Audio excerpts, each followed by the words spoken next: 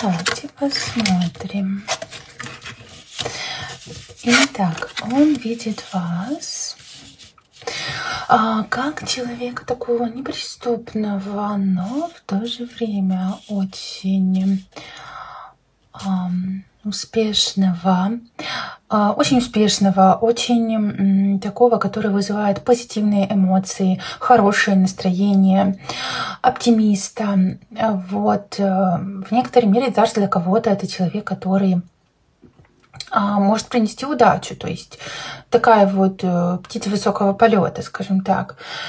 Но в то же время есть не так просты вы для этого человека, да, то есть к вам не просто подобраться. Вот. Для более детального расклада приглашаю вас на индивидуальную консультацию. Всем пока-пока!